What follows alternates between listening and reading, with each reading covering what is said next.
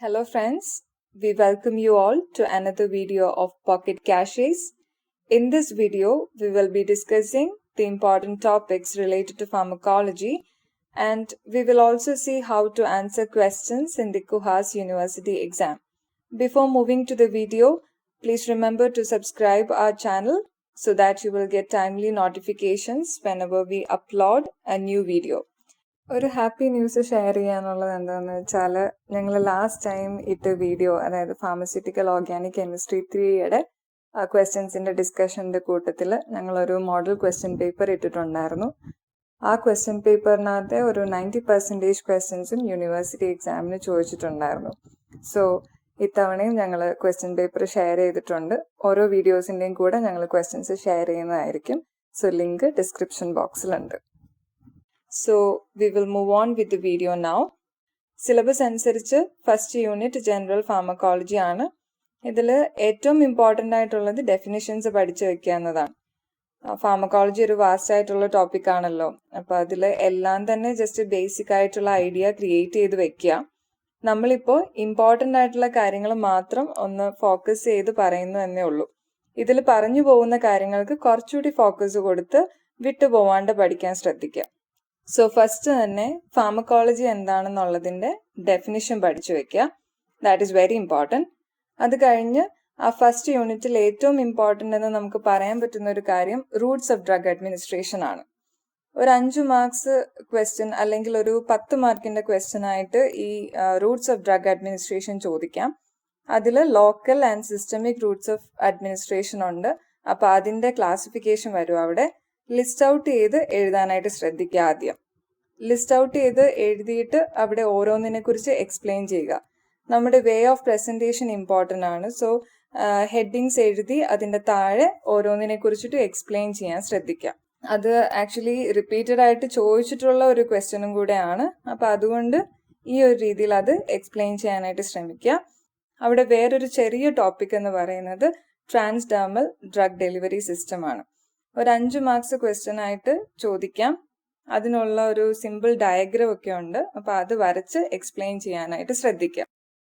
Unit 1 വേറെ ഒരു വളരെ ഇമ്പോർട്ടൻ്റ് ആയിട്ടുള്ള ടോപ്പിക് എന്ന് പറയുന്നത് അഗോണിസ്റ്റ് ആൻറ്റഗോണിസ്റ്റ് ആണ്. ഫസ്റ്റ് തന്നെ ഇതിൻ്റെ രണ്ടിൻ്റെയും ഡെഫിനിഷൻസ് പഠിച്ചു വെക്കുക. ബിക്കോസ് 2 മാർക്സിനാണെങ്കിൽ പോലും അത് ചോദിക്കാൻ ചാൻസ് ഉണ്ട്. അതിൻ്റെ ഒപ്പം 2 എക്സാമ്പിൾസ് കൂടി പഠിച്ചു വെക്കുക. ആൻറ്റഗോണിസം കുറച്ചുകൂടി ഫോക്കസ് കൊടുത്ത് നോക്കുക. ബിക്കോസ് ആൻറ്റഗോണിസം കുറച്ച് ചോദിച്ചു കണ്ടിട്ടുള്ള ഒരു ക്വസ്റ്റ്യൻ ആണ്. അതിൽ തന്നെ റിസെപ്റ്റർ ആൻറ്റഗോണിസത്തിൻ്റെ ടൈപ്സ്, കോമ്പറ്റീറ്റീവ്, നോൺ കോമ്പറ്റീറ്റീവ്, അത് DRC വരച്ച് എക്സ്പ്ലെയിൻ ചെയ്യുക. അപ്പോൾ ഈ DRC ഡോസ് റെസ്പോൺസ് കർവ് മാത്രമായിട്ടും 5 മാർക്സിന് ചോദിക്കാം. അങ്ങനെയാണെങ്കിൽ പോലും അത് ജസ്റ്റ് ഒന്ന് ഒരു ഐഡിയ ക്രിയേറ്റ് ചെയ്ത് പഠിച്ചു വെക്കുക. DRC വരച്ച് അത് എക്സ്പ്ലെയിൻ ചെയ്യുക. പിന്നെ അതിൽ 2 മാർക്സ് എന്നുള്ള രീതിയിൽ ഒരുപാട് പോർഷൻസ് ഉണ്ട് ചോദിക്കാൻ പറ്റിയ, like spare receptors, addiction, tolerance, dependence, tachyphylaxis, idiosyncrasy and allergy. ഈ പറയുന്ന കാര്യങ്ങളുടെ ഒരുപാട് ഡീറ്റെയിൽസ് നോക്കി വെച്ചിട്ടില്ലെങ്കിൽ പോലും അതിനുള്ള ടൈം കിട്ടിയില്ലെങ്കിൽ ജസ്റ്റ് അതിൻ്റെ ഡെഫിനിഷൻസ് നോക്കി വെക്കുക. അതിൻ്റെ താഴെ എഴുതാനുള്ള പോയിന്റ്സ് എന്തെങ്കിലുമൊക്കെ നിങ്ങൾക്ക് കിട്ടും. സോ ജസ്റ്റ് ഒന്ന് ജനറൽ ആയിട്ട് നോക്കി വെക്കുക. പിന്നെ പറ്റുവാണെന്നുണ്ടെങ്കിൽ സ്പെയർ റിസെപ്റ്റേഴ്സും ടാക്കിഫിലാക്സിസും ഒരു 5 മാർക്സിന് കൂടി പ്രിപ്പയർ ചെയ്തിട്ട് പോവുക. പിന്നെ യൂണിറ്റ് 1 സെക്കൻഡ് പോർഷൻ എന്ന് പറയുന്നത് വളരെ ഇമ്പോർട്ടൻ്റ് ആയിട്ടുള്ള ടോപ്പിക്കാണ്, ഫാർമക്കോകൈനറ്റിക്സ് ആണ്. അത് നോക്കാണ്ട് പോകരുത്. റിപ്പീറ്റഡ് ആയിട്ട് ഏതെങ്കിലും ഒരു ക്വസ്റ്റ്യൻ ഫാർമക്കോകൈനറ്റിക്സിൽ നിന്ന് കിട്ടും. നമുക്കറിയാം ADME ആണ് കൈനറ്റിക്സ് കൊണ്ട് ഉദ്ദേശിക്കുന്നത്, absorption, distribution, metabolism and elimination. ഇതിൽ ഡിഫറെൻറ്റ് കോമ്പിനേഷൻ ഓഫ് ക്വസ്റ്റ്യൻസ് കിട്ടാനുള്ള പോസിബിലിറ്റി ഉണ്ട്. അതായത് 10 മാർക്സ് ക്വസ്റ്റ്യൻ, അതുപോലെ തന്നെ 5 മാർക്സ് ക്വസ്റ്റ്യൻ കിട്ടാം. അല്ലെങ്കിൽ സ്പെസിഫിക് ആയിട്ടുള്ള 2 മാർക്സ് ക്വസ്റ്റ്യൻസും വരാം. അബ്സോർപ്ഷൻ്റെ കേസ് നോക്കുമ്പോൾ types of absorption and factors affecting absorption വളരെ ഇമ്പോർട്ടൻ്റ് ആണ്. റിപ്പീറ്റഡ് ആയിട്ട് ചോദിച്ച് കണ്ടിട്ടുണ്ട്. രണ്ടും 10 മാർക്ക് അല്ലെങ്കിൽ 5 മാർക്കായിട്ട് വരാം. എന്തുതന്നെയാണെങ്കിലും അബ്സോർപ്ഷൻ്റെ ഡെഫിനിഷൻ ആദ്യം എഴുതുക. അതുപോലെ തന്നെ നമ്മുടെ ഒരു വേ ഓഫ് പ്രസൻറ്റേഷൻ ഇമ്പോർട്ടൻ്റ് ആണെന്ന് പറഞ്ഞല്ലോ. അപ്പം ഡെഫിനിഷൻ ആദ്യം എഴുതിയിട്ട് ഫാക്ടേഴ്സ് അഫക്റ്റിംഗ് ആണെങ്കിൽ അത് ലിസ്റ്റ് ഔട്ട് ചെയ്ത് അതിൻ്റെ താഴെ ഓരോ ഹെഡിങ്സ് ആയിട്ട് കൊടുത്ത് ഒരു 2-3 സെൻറ്റൻസ് വരുന്ന രീതിയിൽ എക്സ്പ്ലെയിൻ ചെയ്ത് പോവുക. ഇനി follow the same method if types of absorption is asked. include diagrams wherever possible. So ആ ഒരു രീതിയിൽ അതിനെ പ്രസൻറ്റ് ചെയ്യുക. പിന്നെ ഒരു 5 മാർക്സ് ക്വസ്റ്റ്യൻ ആയിട്ട് നമുക്ക് എക്സ്പെക്ട് ചെയ്യാവുന്ന ഒരു പോർഷനാണ് ബയോ അവൈലബിലിറ്റി. അതിനകത്ത് ഡെഫിനിഷൻ പ്ലസ് ഡിസ്ക്രിപ്ഷൻ എഴുതുക. Then the next portion is distribution. ഇതിൽ നോക്കി വെക്കേണ്ട പോർഷൻസ് എന്ന് പറയുന്നത് വോളിയൂം ഓഫ് ഡിസ്ട്രിബ്യൂഷൻ ഉണ്ട്. ഇതൊരു 5 മാർക്കിന് എക്സ്പെക്ട് ചെയ്യാം. ഡിസ്ട്രിബ്യൂഷൻ്റെ ഡെഫിനിഷൻ എഴുതി സ്റ്റാർട്ട് ചെയ്യുക. വോളിയൂം ഓഫ് ഡിസ്ട്രിബ്യൂഷൻ എന്താണെന്ന് എഴുതുക അതിൻ്റെ ഒപ്പം തന്നെ. അതിലുള്ള ഇക്വേഷൻസ് ഇൻക്ലൂഡ് ചെയ്യാം. അത് നമുക്ക് കൂടുതൽ മാർക്ക് കിട്ടാനായിട്ട് ഹെൽപ്പ് ചെയ്യും. സോ ചില കേസസിൽ ആ ഇക്വേഷനും കൂടെ എഴുതിയാലായിരിക്കും കറക്റ്റ് ആൻസർ ആവുന്നത്. സോ ആ ഇക്വേഷൻസ് ഇമ്പോർട്ടൻ്റ് ആണ്. പിന്നെ ഇക്വേഷൻസ് എഴുതുമ്പോൾ അത് ഹൈലൈറ്റ് ചെയ്യുക. ഇക്വേഷൻ ജസ്റ്റ് ഒരു ബോക്സിലൊക്കെ ആക്കി അത് ഹൈലൈറ്റ് ചെയ്ത് കാണിക്കുക. Then the second thing is protein binding. വളരെ ഇമ്പോർട്ടൻറ്റ് ടോപ്പിക്കാണ്. അതൊരു കമ്പൈൻഡ് ക്വസ്റ്റ്യൻ ആയിട്ട് വരാം. അതായത് ഡിസ്ട്രിബ്യൂഷൻ പ്ലസ് പ്രോട്ടീൻ ബൈൻഡിങ് എന്നുള്ള രീതിയിൽ ഡെഫിനിഷൻ, ക്ലിനിക്കൽ സിഗ്നിഫിക്കൻസ്, അതുപോലെ തന്നെ പ്രോട്ടീൻ ബൈൻഡിങ് കൂടുമ്പോൾ എന്ത് പറ്റും, കുറയുമ്പോൾ എന്ത് പറ്റും എന്നൊക്കെ ഇൻക്ലൂഡ് ചെയ്ത് എഴുതുക. എക്സാമ്പിൾ വളരെ ഇമ്പോർട്ടൻ്റ് ആണ് ആ കേസിൽ. സോ ക്ലിനിക്കലി സിഗ്നിഫിക്കൻ്റ് ആയിട്ടുള്ള എക്സാമ്പിൾസ് ഇൻക്ലൂഡ് ചെയ്ത് എഴുതുക. പിന്നെ നമ്മൾ സ്കിപ്പ് ചെയ്ത് പോകുന്ന ഒരു ചെറിയ പോർഷൻ ഉണ്ട് അവിടെ, റീഡിസ്ട്രിബ്യൂഷൻ. ആ കോൺസെപ്റ്റ് എന്താണെന്നുള്ളതൊന്ന് നോക്കി വെക്കുക. ബിക്കോസ് ഒരു റെയർ ക്വസ്റ്റ്യൻ ആണ്, എന്നാലും ചോദിച്ചു കണ്ടിട്ടുണ്ട്. Next topic is very important, metabolism. So repeated ആയിട്ട് ക്വസ്റ്റ്യൻസ് കണ്ടിട്ടുള്ള ഒരു പോർഷനാണ് ഈ മെറ്റബോളിസം. മേ ബി ഒരു 10 മാർക്സ് അല്ലെങ്കിൽ ഒരു 5 മാർക്സിന് ഡെഫിനറ്റ്ലി ഒരു ക്വസ്റ്റ്യൻ കിട്ടാൻ ചാൻസ് ഉള്ള ഒരു പോർഷനാണിത്. അവിടെ നമുക്കറിയാം മെറ്റബോളിസത്തിൻ്റെ ഡെഫിനേഷൻ പഠിക്കുക ഡെഫിനറ്റ്ലി. അതുപോലെ തന്നെ ടൈപ്സ് ഓഫ് മെറ്റബോളിസം ഉണ്ട്. phase 1, phase 2 എന്നൊക്കെ പറഞ്ഞിട്ട്. അപ്പോൾ അതെല്ലാം അതിൻ്റെ താഴെയും സബ് ഡിവിഷൻസ് ഉണ്ട്. അത് പഠിച്ചു വെക്കുക. ജനറലൈസ് ചെയ്തൊരു ക്വസ്റ്റ്യൻ വേണമെങ്കിൽ നമുക്ക് എക്സ്പെക്ട് ചെയ്യാം.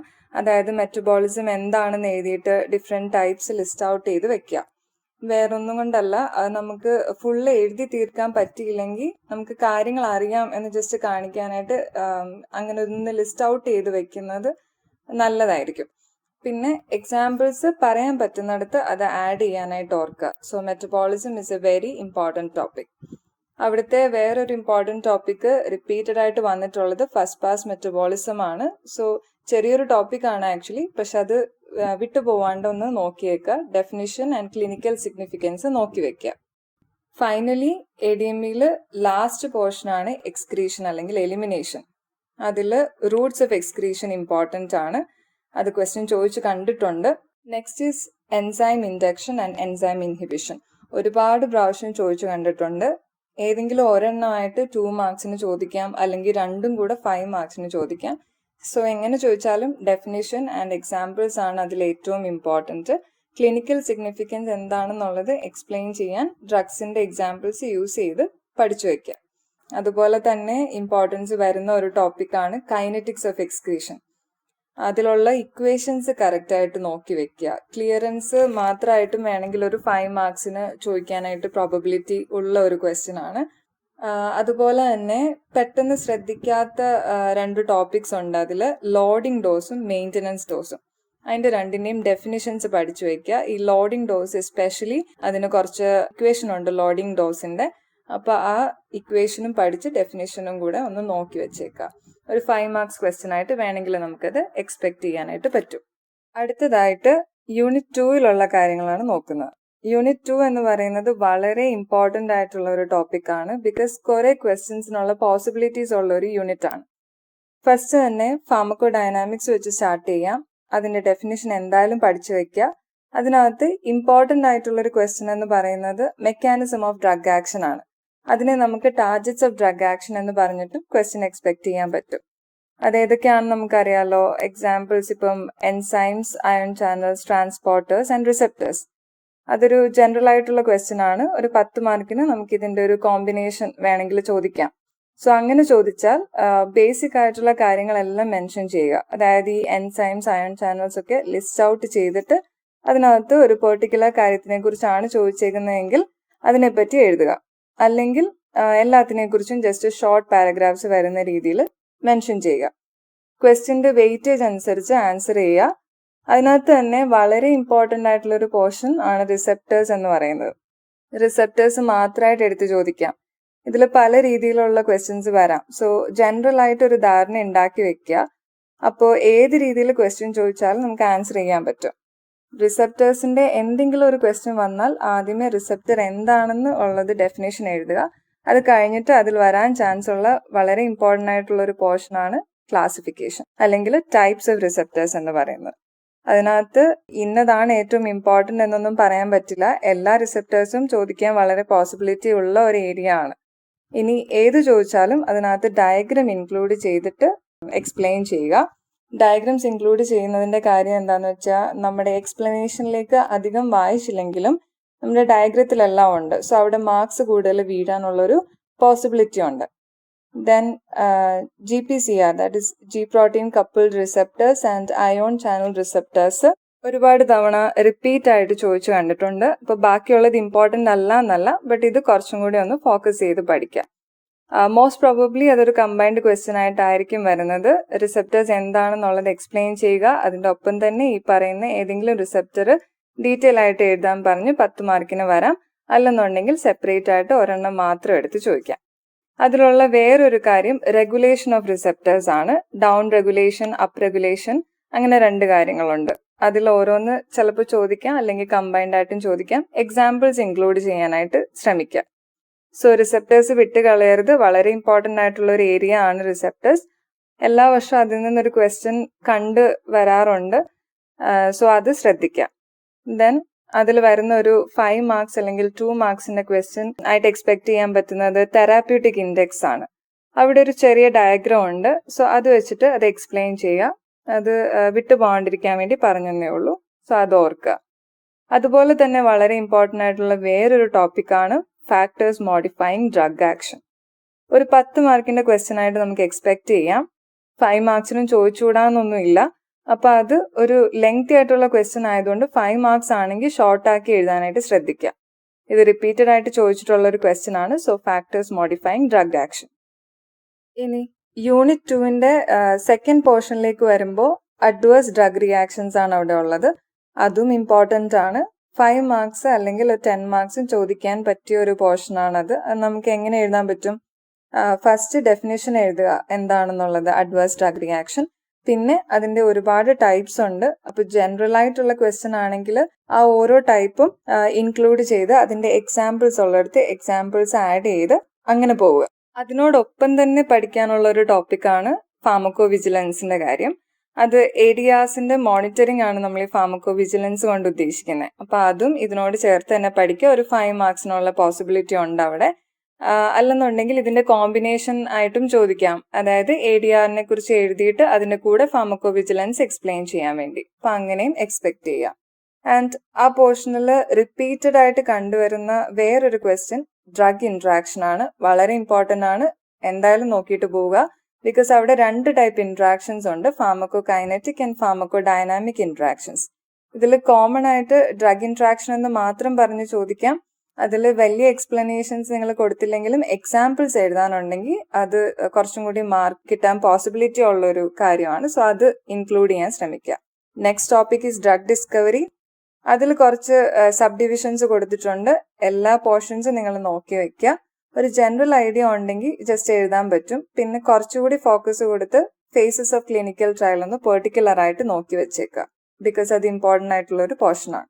യൂണിറ്റ് 2ലെ ലാസ്റ്റ് 2 ടോപ്പിക്സ് എന്ന് പറയുന്നത് ടോക്സിക്കോളജി ആൻഡ് ക്രോണോഫാർമക്കോളജി ആണ്. ടോക്സിക്കോളജിയിൽ കൊടുത്തിരിക്കുന്ന ബേസിക് ആയിട്ട് ഡെഫിനിഷൻസ് എല്ലാം തന്നെ പഠിച്ചു വെക്കുക. പിന്നെ പെർട്ടിക്കുലർ ആയിട്ട് ഇന്നത് ചോദിക്കത്തുള്ളൂ എന്ന് പറയാനായിട്ട് പറ്റത്തില്ല. എന്നാലും ടെറാറ്റോജെനിസിറ്റി ആൻഡ് കാർസിനോജെനിസിറ്റി കുറച്ചുകൂടി ഒന്ന് ശ്രദ്ധിക്കുക. പിന്നെ അതിനകത്ത് ഇപ്പൊ ടോക്സിക്കോളജിയെ കുറിച്ചിട്ട് എന്തെങ്കിലും ഒരു കാര്യം ചോദിക്കുമ്പോൾ അതിന്റെ ഡെഫിനേഷനും ടൈപ്സും ജസ്റ്റ് എഴുതിയേക്കുക. അക്യൂട്ട്, സബ് അക്യൂട്ട്, ക്രോണിക് എന്നൊക്കെ ഉള്ളത്. ഫൈനലി ക്രോണോഫാർമക്കോളജി ആണ്. ക്രോണോഫാർമക്കോളജിയിലെ ഡെഫിനേഷൻ ഇമ്പോർട്ടൻ്റ് ആണ്. അതിൽ ക്ലിനിക്കൽ സിഗ്നിഫിക്കൻസ് എന്താണെന്ന് നോക്കി വെച്ചേക്കുക. അപ്പോൾ എങ്ങനെ നമുക്ക് ബയോളജിക്കൽ ക്ലോക്കുമായിട്ട് നമ്മുടെ മെഡിക്കേഷൻസിനെ റിലേറ്റ് ചെയ്യാൻ പറ്റും എന്നുള്ളതാണ് നമ്മൾ ഇമ്പോർട്ടൻ്റ് ആയിട്ട് അവിടെ എഴുതേണ്ടത്. അപ്പോൾ നിങ്ങൾക്ക് ക്വസ്റ്റ്യൻ ചോദിക്കുവാണെങ്കിൽ ക്രോണോഫാർമക്കോളജി ഡെഫിനേഷൻ എഴുതുക. ബയോളജിക്കൽ ക്ലോക്കിനെ പറ്റി മെൻഷൻ ചെയ്യാം. അത് കഴിഞ്ഞിട്ട് ക്ലിനിക്കൽ സിഗ്നിഫിക്കൻസ് വെച്ച് ആൻസർ ചെയ്യുക. അപ്പൊ അത്രയാണ് യൂണിറ്റ് 2 വരുന്ന കാര്യങ്ങൾ. യൂണിറ്റ് 3-ലും 4-ലും കൂടെ കോമൺ ആയിട്ട് വരുന്ന ഒരു കാര്യം എന്ന് പറയുന്നത് ന്യൂറോ ട്രാൻസ്മിഷൻ ആണ്.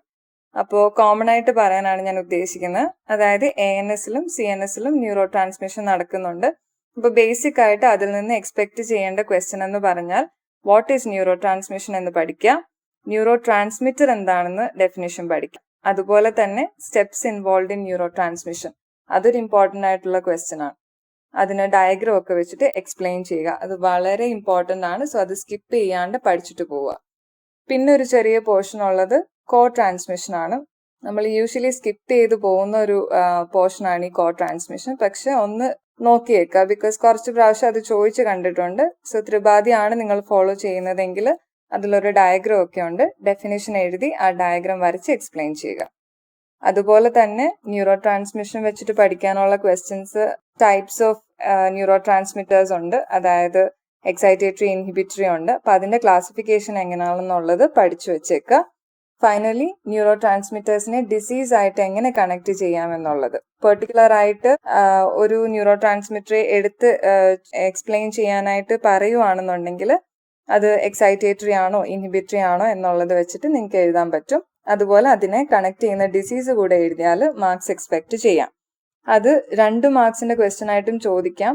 സോ എങ്ങനെ വന്നാലും ആൻസർ ചെയ്യാൻ പറ്റുന്ന ഒരു രീതിയാണ് ഇപ്പോൾ പറഞ്ഞത്. സോ ഇത്രയും കാര്യങ്ങളെങ്കിലും ന്യൂറോ ട്രാൻസ്മിഷൻ റിലേറ്റ് ചെയ്ത് പഠിച്ചു വെക്കും.